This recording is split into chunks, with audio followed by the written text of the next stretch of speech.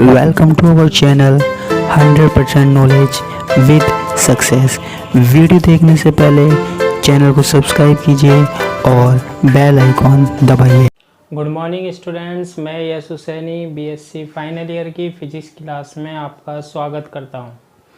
कल की क्लास में हम डिस्कस कर रहे थे किसके बारे में, एफसीसी के बारे में, यानी कि फलक केंद्रित घनीय जालक के बारे में, है ना। फेस सेंटर के बारे में, है ना, क्यूबिक के बारे में। तो देखो, हमने कल इससे संबंधित 4 डेफिनेशंस देख ली थी, है ना। आज हम 5th पढ़ने जा रहे हैं और ये जो 5th है ना, ये क्या निकालते हैं हम एफसीसी के लिए। 5th जो निकालते हैं वो निकालते हैं एकक कोष्ठिका में परमाणुओं का आयतन। एकक कोष्ठिका में परमाणुओं का आयतन, ठीक है। इससे पहले का हम कल की क्लास में पढ़ चुके हैं, तो अगर किसी ने कल की वीडियो नहीं देखी है तो पहले उस वीडियो को देख लेना, है ना। यानी वॉल्यूम ऑफ एटम्स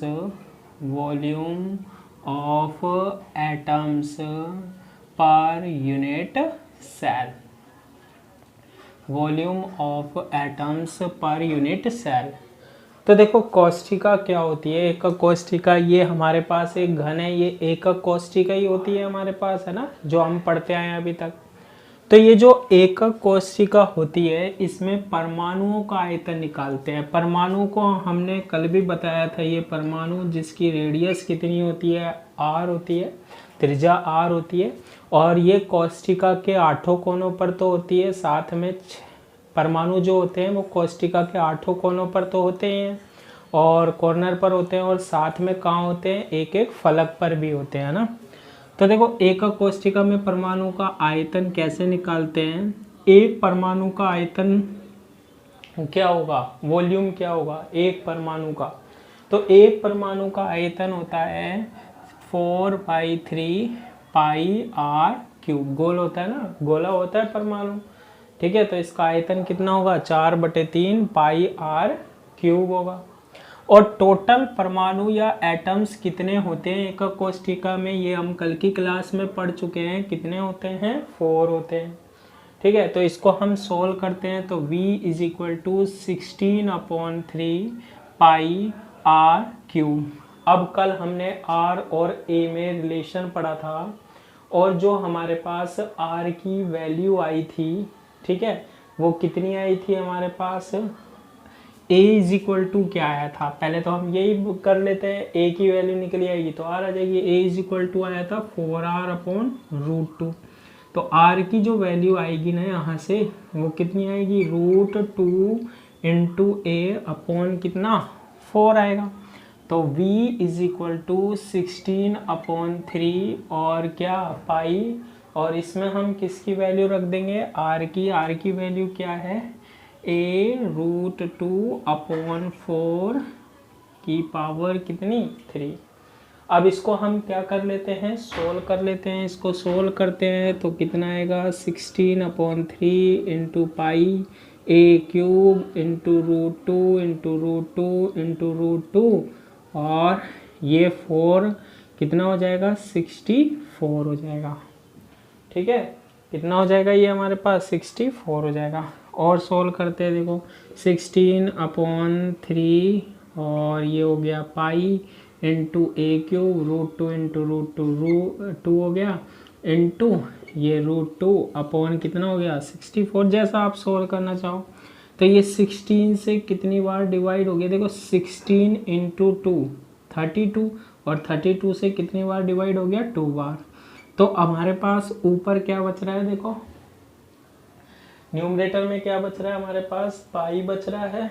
तो पाई लिख देते हैं, √2 बच रहा है, √2 लिख देते हैं, a³ बच रहा है, a³ लिख देते हैं, है ना। और क्या बच रहा है, पाई √2 a³, और नीचे बच रहा है 3 × 2 यानी कि 6।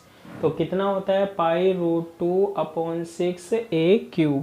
ये किसका वॉल्यूम है, एकक कोष्ठिका में परमाणुओं का क्या है, आयतन है, ठीक है। एकक कोष्ठिका में परमाणुओं का क्या निकल गया हमारे पास, वॉल्यूम निकल गया और आयतन निकल गया, है ना। इसके बाद नेक्स्ट क्या निकालते हैं हम, FCC, जैसे SC के लिए निकाला था हमने और उसके लिए निकाला था, ऐसे ही हम नेक्स्ट निकालते हैं संकुलन गुणांक। क्या निकालते हैं हम, संकुलन गुणांक, यानी कि क्या, पैकिंग फैक्टर। संकुलन गुणांक यानी कि क्या, पैकिंग फैक्टर। तो देखो संकुलन गुणांक हम कैसे निकालते हैं, इसका फॉर्मूला बनाया था। संकुलन गुणांक क्या होता है, पैकिंग फैक्टर क्या होता है कि जो हमारे पास क्रिस्टल बना होता है ना, तो वो क्रिस्टल कितना संकुलित होता है, पैक्ड होता है, खिंचा हुआ होता है ना, कितना ठोस, कितना प्रबल जुड़ा हुआ होता है, उसके बारे में बताता है। पैकिंग कितनी मजबूत होती है ना। तो ये जो संकुलन गुणांक होता है, पैकिंग फैक्टर जो होता है, इसका फॉर्मूला होता है, कैसे निकालते हैं, एकक कोष्ठिका में, यूनिट सेल में, यानी कि एकक कोष्ठिका में परमाणुओं का आयतन में, एकक कोष्ठिका में परमाणुओं का आयतन, इसमें हम डिवाइड कर देते हैं किसका, एकक कोष्ठिका के आयतन का, एकक कोष्ठिका का आयतन। ठीक है।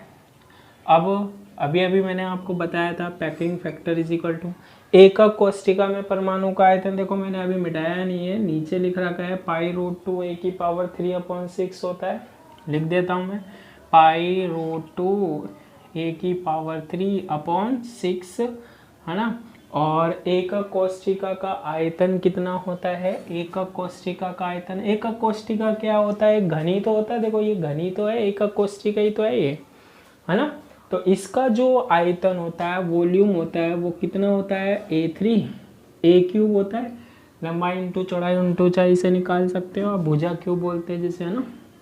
A³ से A³ क्या कैंसिल, तो PF यानी पैकिंग फैक्टर कितना आ जाएगा, π√2 अपॉन कितना 6, π√2 अपॉन कितना आ गया 6 आ गया भाई। अब इसको क्या कर लो आप, सोल्व कर लो। सोल्व करना तो आसान है, देखो कितनी जल्दी करता हूँ। पाई को √2 से मल्टीप्लाई किया, 3.14 इंटू √2 अपॉन 6 से डिवाइड किया, तो ये आ गया 0.74 आ गया। ठीक है, पैकिंग फैक्टर कितना आ गया, 0.74, है ना। और अगर परसेंट में निकालें तो 74%, 100 से मल्टीप्लाई करेंगे तो 74% आ गया। यानी कि अगर हम कंपेयर करें किससे, BCC से, तो उससे ज़्यादा ये संकुलित होता है हमारे पास, उससे ज़्यादा पैक्ड होता है ये। कौन सा, FCC। ठीक है, तो ये हमने क्या फाइंड आउट कर लिया, पैकिंग फैक्टर। इसके बाद हम अगला क्या निकालते हैं, अभाज्य कोष्ठिका के मूलभूत सदिश, जिसे हम किससे रिप्रेजेंट करते हैं, वेक्टर A, वेक्टर B और वेक्टर C से। ठीक है, नेक्स्ट क्या निकालते हैं, अभाज्य कोष्ठिका के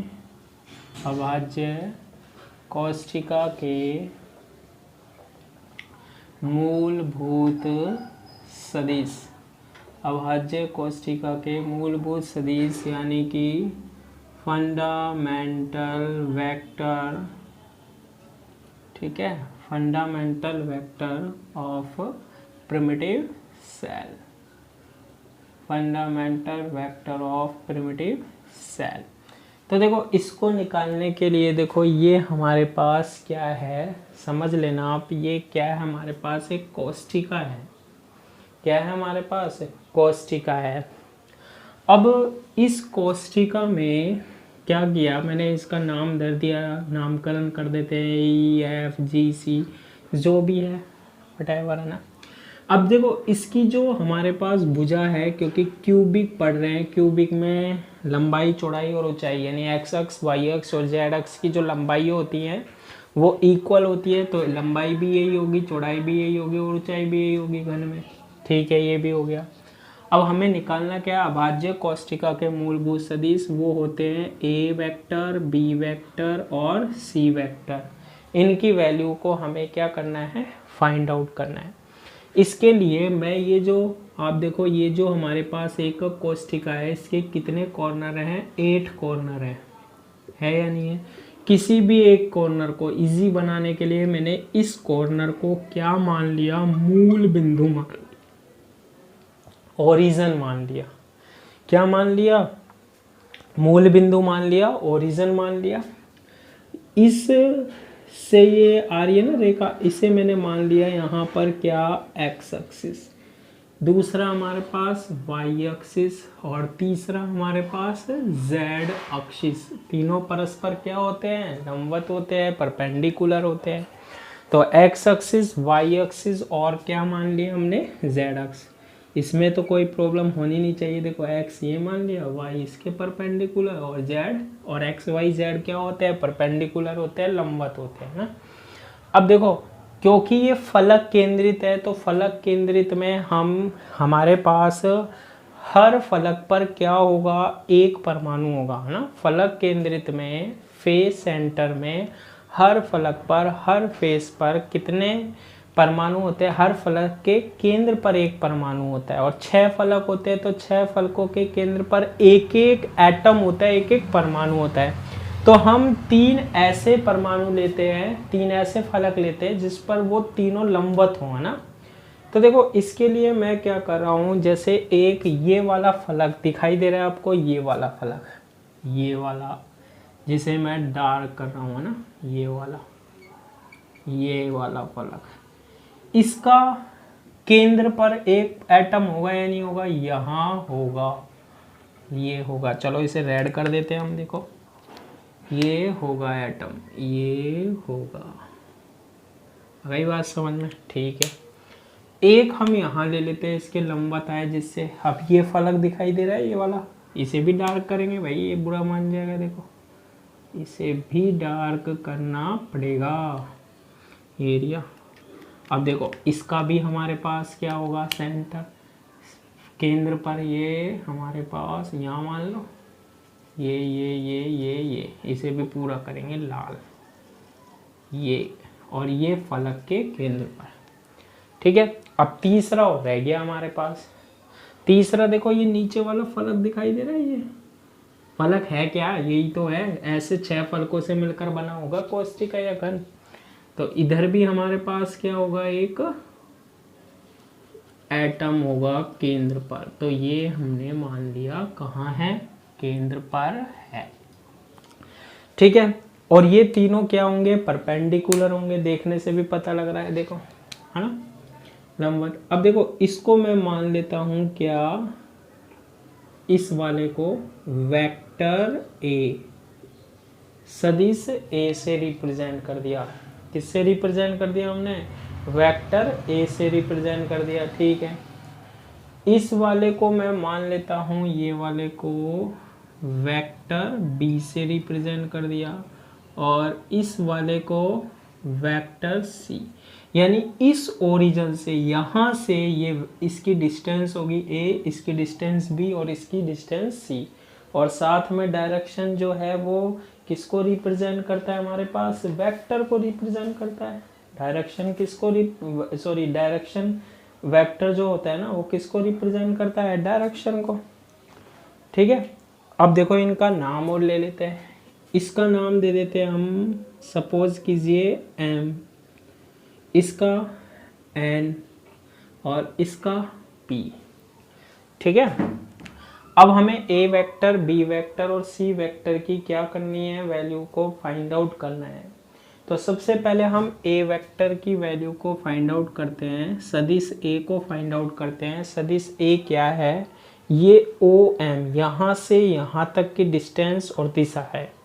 वेक्टर में, सदिश में परिमाण और दिशा दोनों होता है, तो यहाँ से यहाँ तक का परिमाण, तो ए मतलब एकांक सदिश के द्वारा व्यक्त कर रहे हैं इस परमाणु को, तो ये ए सदिश के द्वारा व्यक्त कर रहे हैं ना।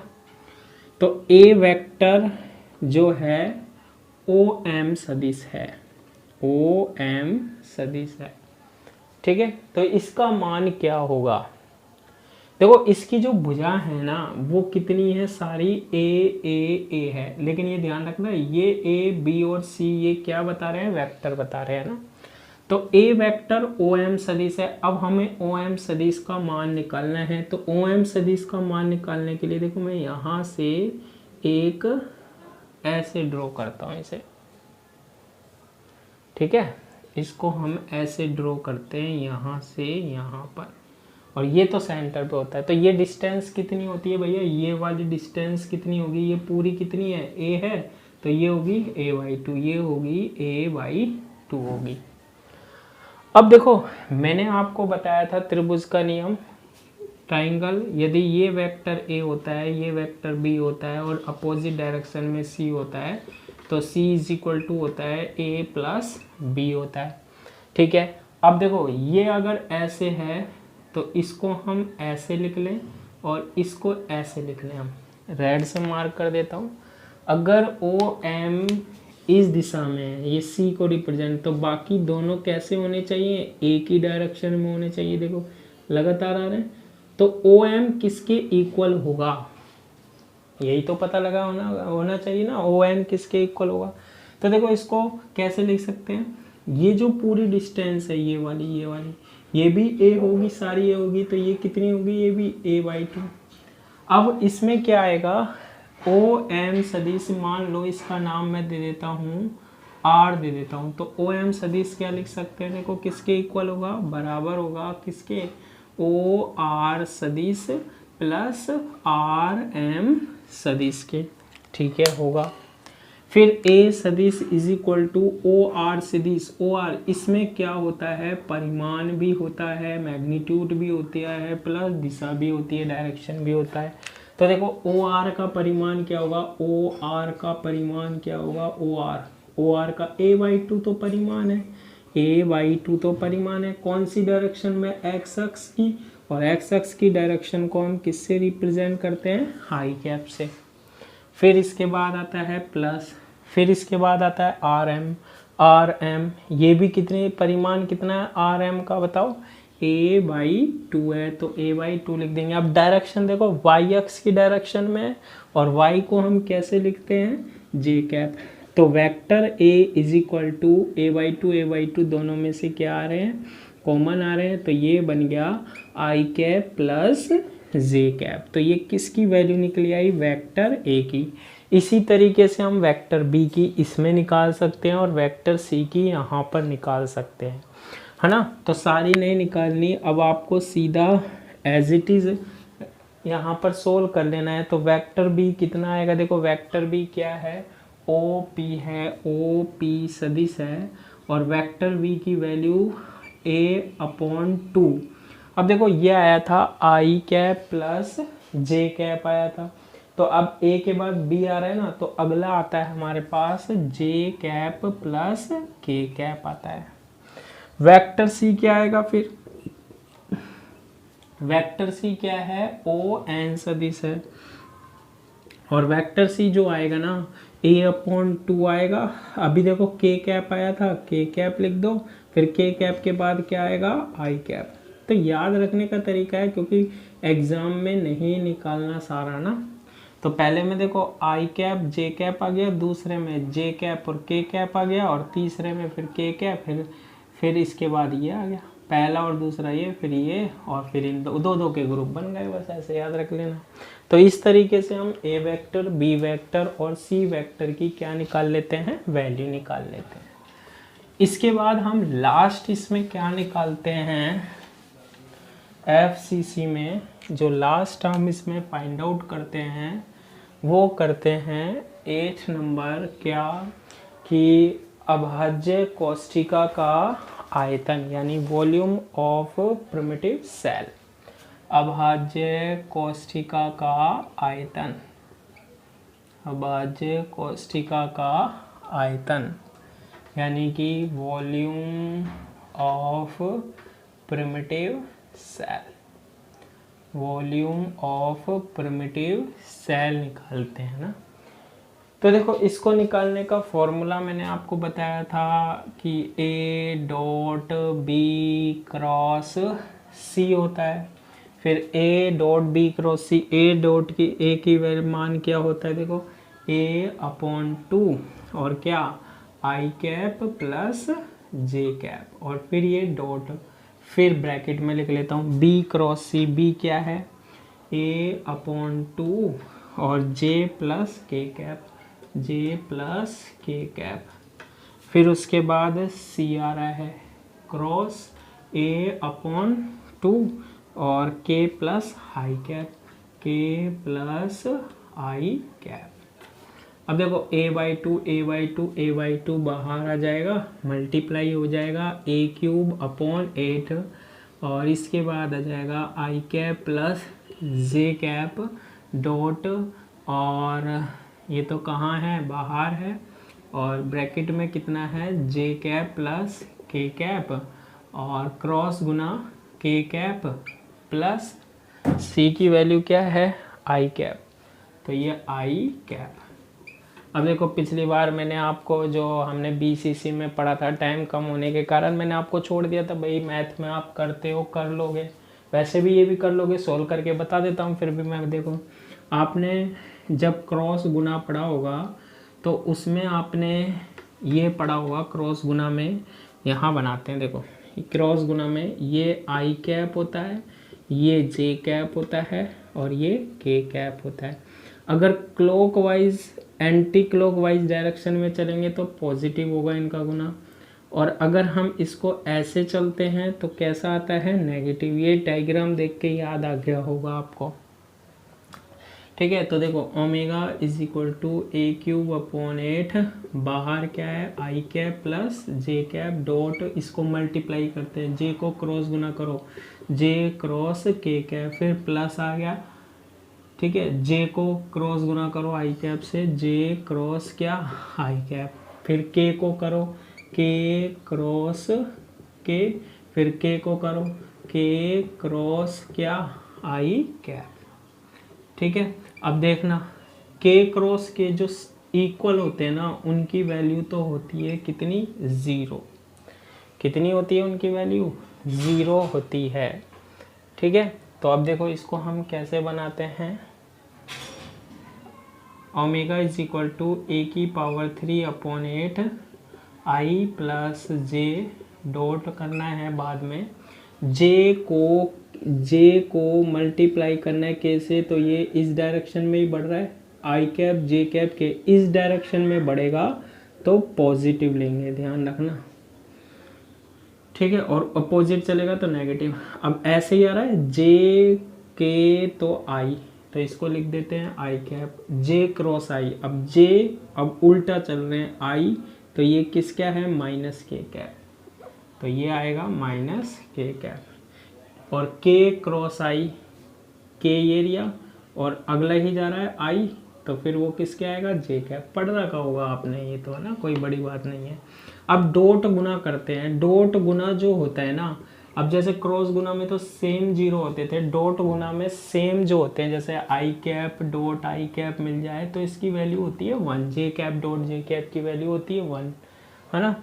तो देखो आई कैप केवल किससे मल्टीप्लाई होगा, आई कैप वाले से, तो I cap dot I cap dot I cap, बाकी इसके साथ भी 0, इसके साथ जे कैप किसके साथ मल्टीप्लाई हो सकता है, J cap plus J cap dot J cap, और omega is equal to a³ upon 8 I cap dot I cap 1 plus J cap dot J cap 1, तो a³ अपॉन 8 इंटू 2, तो इसे डिवाइड करेंगे तो a³ अपॉन 4 आ जाएगा, ठीक है। तो आई होप अब आपको क्लियर हो गया होगा कि लास्ट वाली स्टेप्स कैसे, वैसे तो पहले भी आपने कर लिया होगा क्योंकि हम मैथ में 11th में फिजिक्स में पढ़ते हैं, 12th में मैथ में पढ़ते हैं, BSc में भी पढ़ते हैं ना फर्स्ट ईयर में, ठीक है। तो आज के लिए इतना ही, थैंक यू।